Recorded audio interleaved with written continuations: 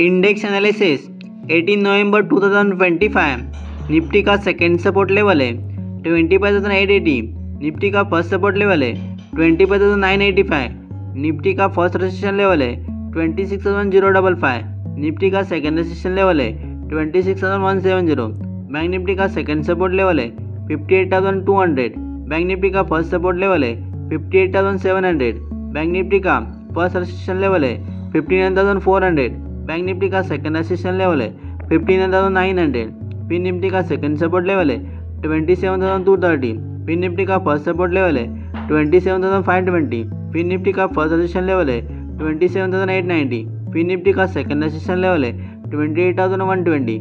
Mid cap Nifty का second support level है 13,730। Mid cap Nifty का फर्स्ट सपोर्ट लेवल है 13,910। मिड कैप निफ्टी का फर्स्ट रेजिस्टेंस लेवल है 14,155। मिड कैप निफ्टी का सेकंड रेजिस्टेंस लेवल है 14,295। सेंसेक्स का सेकंड सपोर्ट लेवल है 84,210। सेंसेक्स का फर्स्ट सपोर्ट लेवल है 84,685। सेंसेक्स का फर्स्ट रेजिस्टेंस लेवल है 85,275। सेंसेक्स का सेकंड रेजिस्टेंस लेवल है 85,690।